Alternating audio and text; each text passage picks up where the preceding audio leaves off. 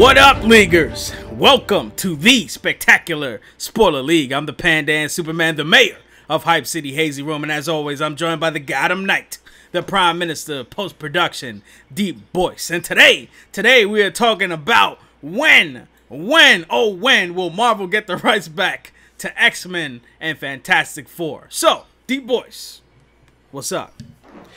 I mean, this just kind of started, well, I said reignited, let's say, because these rumors have been going on since the beginning of time.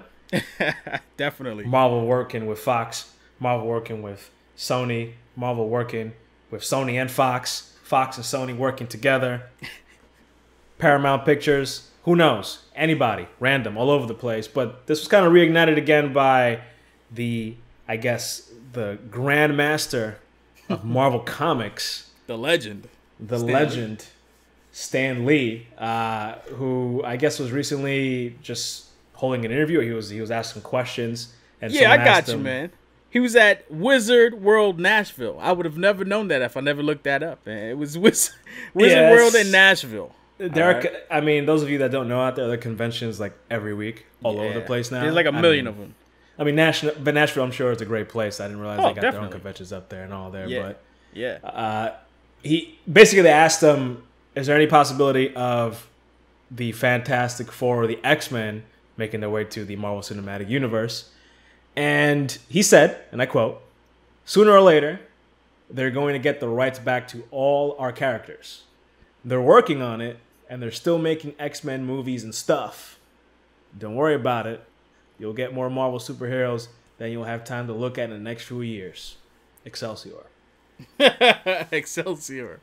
I mean, the thing about that is, you know, people, I feel like, all right, we're having this conversation, right? And yes, we are having this conversation because of what Stan Lee said, but we also have to keep in mind that Stan Lee is not involved with like any of the business dealings that these studios have in terms of getting their characters back. So like, just to put this out there for people who might be wondering, Stan Lee has like pretty much, I would think that he has no like information that's privy to anyone else about whether or not Marvel is actually getting back rights from X-Men or Fox. That being said, X-Men movies are like, there's a bunch of them in development right now with Fox, so there's no way they're getting them back now. But the interesting thing here is that Stan Lee thinks that he's very confident about that fact. So me and DeepBoyce are sitting here like, what's the possibility of that happening? And you know, how would we like Marvel to do it if they ever did get those characters back? So, I mean, all right. So first, let's say this. Let's look at some of the movies that Fox has in development right now. So, do we have all day? Nah, we need all day to talk about the DCEU, but that's another story. That's another topic for another day. But yeah, so they've got New Mutants that they're working on. They've got Deadpool 2. They've got X-Men Dark Phoenix. They've got an X-Force film in the works. They've got a Gambit film in the works. Apparently the Deadpool series is going to be sort of a trilogy, but he's supposed to team up with the X-Force team in this third untitled Deadpool film. And then they're also working on, they're allegedly working on a film for X-23, Alpha Flight, and Exiles. So what the heck is Exiles? Exiles, we wish we could exile that movie idea out of Fox's portfolio over here. I'm sorry. I'm a big X-Men fan, but that doesn't even, I'm not sure what that is. We have to look into that. I mean, they got a lot of things in the works right now. And for me, I'm saying Marvel and Fox. Marvel seems content with the characters they have. Fox seems content to continue making X-Men movies. Looks like they've got nothing in the pipeline for Fantastic Four because of that failed reboot movie. But I think the important thing here is actually not to look at the movie studios and to look at the TV side of things. So Fox and Marvel TV, which there's been some talk about how split, you know, Marvel Entertainment, you know, the movie side of things, and Marvel TV have been for each other. But at the end of the day, it is all still Marvel. But you know, Fox has been working on some TV shows with Marvel TV. We've got The Gifted that's going to be premiering on Fox this fall. We've also got Legion that was on FX, really popular show. That was a collaboration between Marvel TV and 20th Century Fox. Now, you may be saying to yourself, well, collaboration doesn't necessarily equate to them giving them all the rights back. But we don't necessarily need Marvel to have all the rights back in order to use these characters for movies. What we do need is for Marvel and Fox to come up with some type of deal that allows them to use these characters in the MCU. And why I bring that up is because that is meant to trigger the memories of what happened between Sony and Marvel Studios or Marvel Entertainment. So Marvel and Sony were able to strike a deal for Spider-Man where Marvel would get to make movies, with Spider-Man. He'd get to be in the MCU completely, starring Avengers films or whatever other films they want him to be in. And at the same time, Sony would still get to make their own films, solo films with the Spider-Man character. And who wins? Everybody. Them and the fans. So what if Fox came up with a deal like that? Something where, maybe they came up with some type of compromise with Marvel to, allow some of these X-Men characters to flow in and out of the MCU. I mean, I look to the TV side of things because it's always good when two studios are on a working relationship like that, because then there's always potential for more deals. And I think it's a sign of goodwill that 20th Century Fox and Marvel TV are doing this. It's also the Deadpool animated series that's supposed to be coming to FXX. That's supposed to be, headed up by Donald Glover. Who has close ties to Marvel. As you know, he was the Prowler, not officially the Prowler, but the Prowler's alternate identity in Spider-Man: Homecoming. So, I mean, what do you make of all this, man? Well, I think we kind of have our answer in the sense that they kind of did this first with Fox before they even did the Spider-Man deal. I mean, let's not forget the MCU has Scarlet Witch and Quicksilver, or had Quicksilver. Spoiler alert, he got shot up. He got shot up and he got taken down. But apparently he's going to make another appearance. We don't know to what capacity in Infinity War. But it really all depends on who's up for grabs, because it's kind of been, I guess, like a war for the rights of a lot of these different characters. And, Marvel, Sony, and Fox, behind the scenes, they've done some deals here and there, some that are more high profile, like Spider-Man, and some that aren't as high profile, which we'll see in like the Captain Marvel movie, where they got the rights to, they kind of finagled the rights of the Skrulls and the Kree, or rather the Skrulls, but like Fox still has the rights to specific Skrull characters, which is, I guess a little complicated for people that aren't really fans or don't know too much about that kind of stuff. But I think it ultimately depends on the individual characters. For example, I think at this point in time, it might be more likely that they have male Wolverine in the MCU. Still a small chance, but more likely than most of the other X-Men characters, given that they killed them off in Logan. Spoiler alert. And the fact that they're moving forward with X-23, aka Laura, which they already have that movie slated sometime in the future. You really think it's that likely that Wolverine's a big character, man? I find it's hard to believe that. I think, more likely than Jean Grey, Cyclops, Iceman, et cetera, from the X. It's still like a 10% chance. It's not that likely, but I think even 10% is a little high, because I don't see that happening ever, bro. He's too popular. But who's more popular than Wolverine? Spider-Man. But they don't own Spider-Man. Yeah, but look, all right, here's the difference here, right? I don't disagree with you in that respect, but we have to differentiate. Like, Sony had nothing. They had nothing to create a universe with. They tried, and it failed. Like, really and truly, like, now they're doing their, little Marvel spin-off universe with, like, Venom and the Silver and Black film starring Black Cat and Silver Sable. But, like, really and truly, they didn't really have any of the heavy hitters that Fox has access to. That being said, Fox ain't really using their characters like they could be, but I digress. What I'm trying to say is that, Sony, for all intents and purposes, their universe depended on the Spider-Man character. And them not being able to do him right caused them to come to Marvel. Whereas with Fox, like, they've screwed up Fantastic Four, but they didn't come running to Marvel. They're just like, shelve that, let's move on with the X-Men. They're like, X-Men, they could be like, Logan's dead. All right, now we got Deadpool in the spotlight. So I feel like they've got more options, and I feel like that might make them a little more stubborn to give up their properties. Yeah. I mean, but it could maybe work the other way. I mean, Wolverine, definitely that's a big character. I totally agree. And when I was kind of thinking about this and really, you know, kind of mulling it through, looking to see who of the X-Men or what mutants could make the way, could switch from Fox to the MCU, I had a really difficult time finding a group, let alone a number of X-Men. I really only came to X Factor. I mean, they're already doing X-Force. They have the X-Men. They have the New Mutants. So the only one that I haven't really worked on yet is X Factor, which is like a mutant group that work for the government, so to speak. So, and some of those characters have already been used in, let's say, like Days of Future Past, or rather X-Men First Class, rather, where they had Havoc. Havoc is an X Factor, and he was already in an X-Men movie made by Fox. So that makes it kind of difficult. But again, I don't, you know, they may stay away and do what they did with Scarlet Witch and Quicksilver, and not call them mutants, call them gifted, or call them whatever it is that they're trying to call them. But Marvel definitely has sway, and they definitely have money.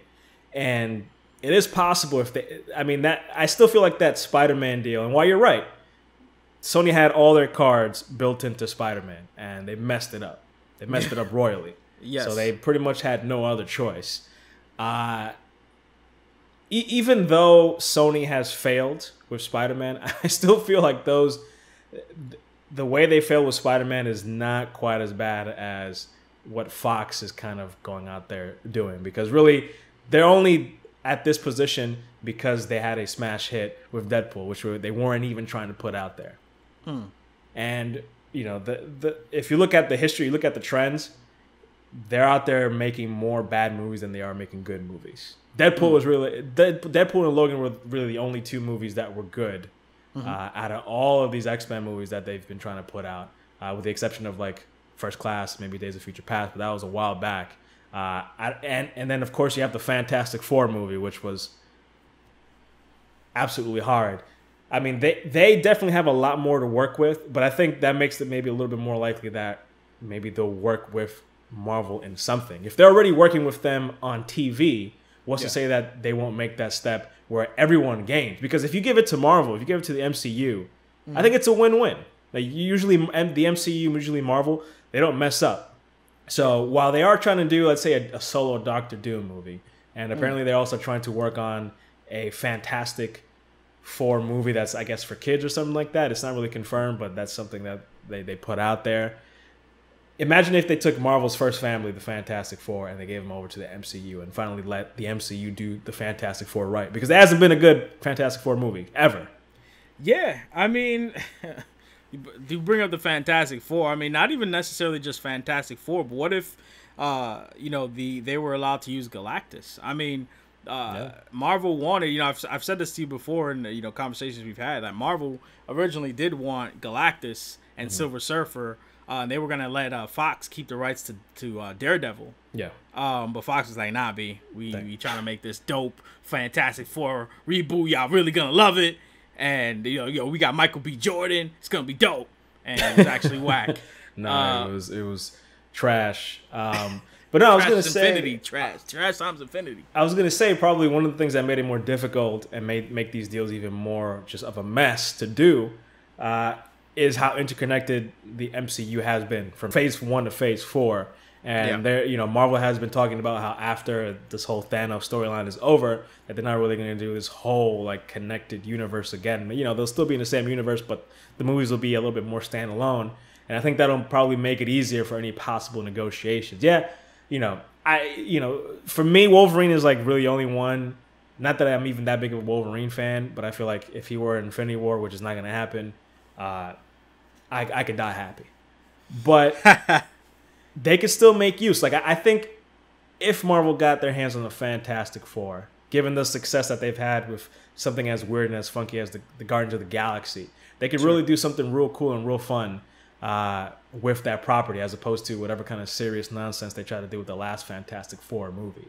And again, the reason these, like the Spider-Man deal works is not just because of the movies. It's because of the toys. Sure. And that just makes it, again, just more opportunities. However they slice the pie up, One person gets the rights to toys, the money from the toys. The other person gets the money from the movies. It's a win-win. I mean, if you look at the slate that we talked about with all these Fox X-Men movies, it's a little worrisome. It gives me a feeling in my gut, like a negative feeling, that we're going to be in for some mediocrity for almost like a decade coming out of Fox. I really hope that there's someone out there with any type of sense that can come together and just listen to your boy Stan Lee, the voice of wisdom here, and maybe give out some of these characters to the MCU. Yeah, I mean, you know, you kind of alluded to something that was interesting there with the deal between Marvel and Sony, where, you know, Sony is will make. Okay, so for the solo Spider-Man movies, those are going to be produced by Sony. They'll get all of the ticket sales, but Marvel will make all the money from the merchandising. So as you said, like toy sales. For the movies that Spider-Man is in on the Marvel side of things that aren't, you know, Spider-Man titled films. So for example, Avengers Infinity War, Marvel will, you know, pay everything to put the movie out, and they'll make everything. Yeah. So all it does really is just make the Spider-Man brand, more valuable. So it was a mutually beneficial deal for Sony and Marvel. Yeah. You know, I'm not sure if the X-Men or rather Fox and Marvel have a similar deal for any of their properties, but I mean, just the idea, the notion that, as you said, what if they could, instead of being so inconsistent with these movies, you know, having a good movie with Deadpool, but having a bad movie with Fantastic Four, having a good movie with Logan, but having a bad movie with X-Men Apocalypse, what if, or, you know, a less well received movie, because, you know, some might argue it wasn't bad. You know, what if there was some way for, you know, Marvel to include Fox's properties in their movies, and maybe even slightly vice versa. You kind of brought up the idea of Phase 4, where Kevin Feige has kind of hinted at there not being a continuous build-up from the first movie in Phase 4 all the way through the culminating Avengers movie, for example. Similar to how, you know, the first three phases of the Marvel Cinematic Universe have been, and letting things be a little more standalone. I mean, you could literally just have like an ultra-dimensional, you know, interaction between the X-Men and the Avengers, and just have like an X-Men versus Avengers movie where both studios maybe collaborate to make this big budget film. I mean, this is all hypothetical, and it's also something that's very, you know, it seems unlikely at this time, but the point being is that if the idea of making both of their brands more valuable by doing these things could you know, wean them into making this deal, it's all possible. It's all possible. There's precedent there, and like you said, there's a slight possibility. You know, obviously they worked to have like duplicate Quicksilver characters, sure, and also have Scarlet Witch, because they were part of the Avengers at some point in time. They're like the second Avengers team. They were like part of the mainstay of the roster. But sure, you know, for people like us, when we think of the Avengers, we think of some of the people that are there, but also Spider-Man and a number of X-Men characters. You know, we don't even really think of Scarlet Witch and Quicksilver right off the bat.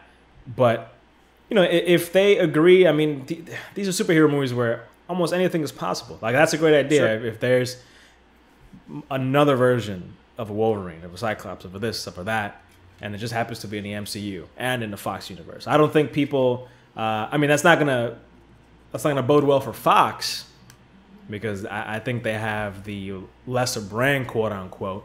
Not just that, but I think they're also not going to want to confuse people by having two of the same character, you know, in both the Marvel and Fox universe. I think if they had any type of shared deal, it would have to be like the same characters. Like, I don't think they'd have two Wolverines, because you know, I just feel like you know, it'll honestly confuse like some consumers. Like, not every consumer's like us where they understand the idea of you know, the multiverse. But I will say, Marvel has said that, you know, whatever Phase 4 is going to be, because they're not even committed to calling it Phase 4.